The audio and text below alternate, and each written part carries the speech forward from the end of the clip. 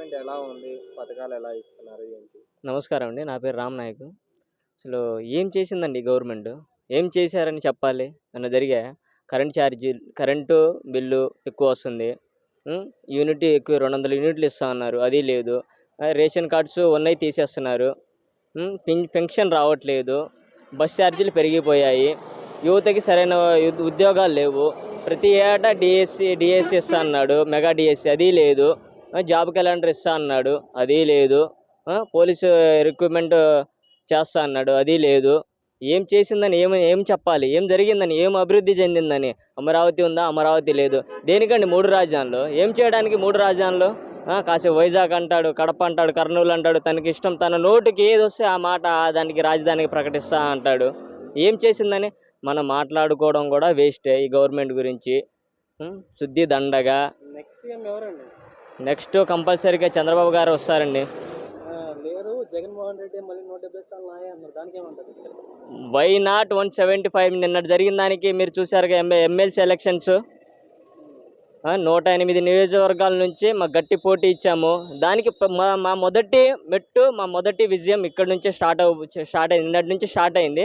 ఇక 2024లో మా సత్తా ఏంటి, మా పార్టీ శ్రేణుల సత్తా ఏంటి, కార్యకర్తల సత్తా ఏంటి 2024లో చూపించబోతున్నాం.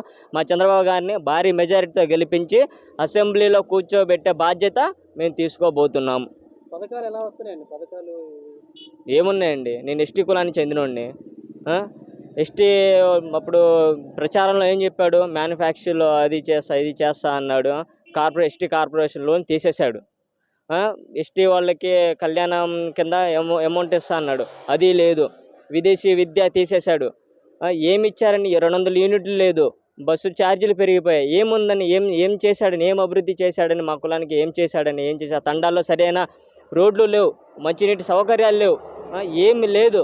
ఏం చేశాడని? ఆ జగన్కి ఏము వేసి 175 సీట్లు తెప్పించి గెలిపిస్తారని నమ్మకంతో ఉన్నాడు ఆయన. ఏం చెయ్యరు. కంపల్సరీగా తన ఓవర్ కాన్ఫిడెన్స్ తప్ప ఈ నాయకులు ఇప్పుడున్న 151 మంది ఎమ్మెల్యేలు కానీ అందరూ 2024లో తట్టాబుట్టా సర్దుకొని ఇంటికి వెళ్ళిపోతారని కంపల్సరీగా మేము హామీ ఇస్తున్నాం. లోకేష్ గారు పాదయాత్ర చేస్తున్నారు కదా, వచ్చిన కష్టాలు తెలుసుకున్నారు. ఆ కష్టాలు తీరుస్తారు అనుకుంటున్నారు మీరు? కంపల్సరీ అండి, అది కంపల్సరీగా తీరుస్తారు. ఇప్పుడు మాట నేను విన్నాను అని చెప్పి చాలా మాటలు ఇప్పుడున్న జగన్మోహన్ రెడ్డి గారు చెప్పి అన్ని మాటలు మార్చేసి అలాంటి వ్యక్తి కాదండి లోకేష్ గారు. చెప్పిన మాట నిలబెట్టుకునే సత్తా, కెపాసిటీ అన్నీ ఉన్న లోకేష్ గారు కంపల్సరీగా ఆయన మాట నిలబెట్టుకుంటారని మేము నమ్ముతున్నాం. ఇంతకుముందు ఏం చేసిందని ఏం చేసిందని అడుగుతారేంటండి? అంతకుముందు మన హైదరాబాద్ని ఉమ్మడి రాష్ట్రం కలిసి ఉన్నప్పుడు హైదరాబాద్ని డెవలప్మెంట్ చేసింది ఆయన. ఐటీ కంపెనీస్ తెచ్చింది ఆయన. హైటెక్ సిటీ డెవలప్మెంట్ చేసింది ఆయన. ఏం చేశారని? ఏముందని? ఏం చేయలేదని? ఇప్పుడు హైదరాబాద్ మెయిన్ సిటీగా ఉంది. సగం హైదరాబాద్కి ఇన్కమ్ వచ్చేది తెలంగాణ స్టేట్కి ఇన్కమ్ వచ్చేది హైదరాబాద్ నుంచి 50% వస్తుంది ఇన్కమ్. మొన్న 2014లో మనం డివైడ్ అయిపోయిన తర్వాత 2 రాష్ట్రాలు విడిపోయిన తర్వాత మనకి ఒక రాజధాని లేదు, ఏం సౌకర్యాలు లేదు. అలాంటి మన దౌర్భాగ్య స్థితిలో ఉన్నప్పుడు మన చంద్రబాబు నాయుడు గారు మనకు ఒక రాజధాని ఉండాలి, అన్నీ ఉండాలి అని చెప్పేసి అమరావతిని రాజధానికి చేద్దామని చెప్పేసి అన్నీ ఇప్పుడు సచివాలయం కానీ, హైకోర్టు కానీ, అసెంబ్లీ కానీ ఇవన్నీ చంద్రబాబు గారు నిర్మించినవి, ఇవన్నీ ఏర్పాటు చేసిన ఆయనే. ఇప్పుడు దాంట్లో కూర్చొని అసెంబ్లీలో చంద్రబాబు గారు ఏం చేశారు, ఏం చేయలేదు, అభివృద్ధి ఏం జరగలేదు, ఏం చేయలేదు అని వాగడం కాదు. మీరు కూర్చొని అసెంబ్లీ కట్టించింది ఎవరు? చంద్రబాబు నాయుడు గారు. హైకోర్టు ఎక్కడి నుంచి వచ్చింది? చంద్రబాబు నాయుడు నిర్మించింది. సచివాలయం ఎక్కడి నుంచి వచ్చింది? చంద్రబాబు నాయుడు గారు నిర్మించింది.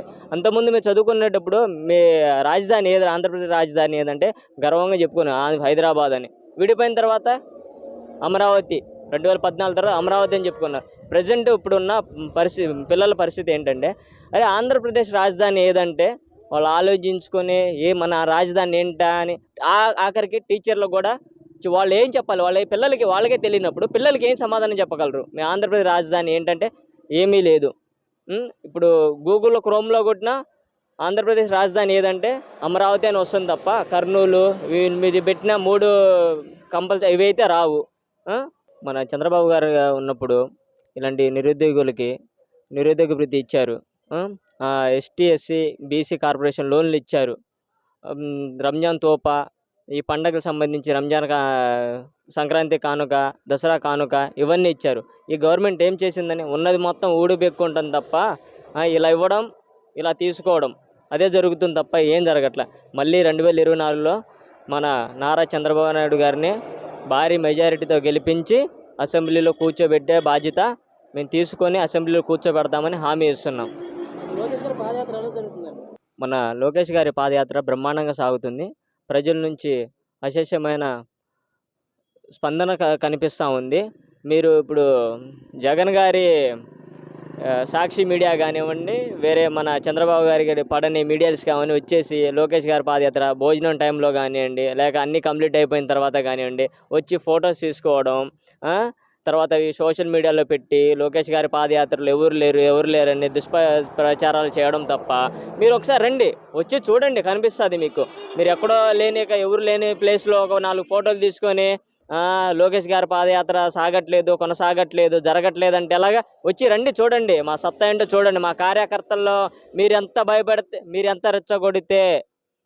భయపడితే మా టీడీపీ కార్యకర్తలు అంతా రెచ్చిపోతారు తప్ప వెనక్కి తిరిగే ప్రసక్తే లేదు. మా ఈ జగన్ పరిపాలన గద్దె దించుతాం. కంపల్సరీగా 2024లో చంద్రబాబు గారిని అసెంబ్లీలో కూర్చోపెడతాం. సైకో పోవాలి, సైకిల్ రావాలి అని నినాదంతో ముందుకు వెళ్ళి ఈ జగన్ పరిపాలన పడగొట్టే బాధ్యత మా యూత్ అంతా తీసుకొని ఈ జగన్ని ఇక జైల్లో కూర్చోబెట్టే బాధ్యత మేము తీసుకుంటాం.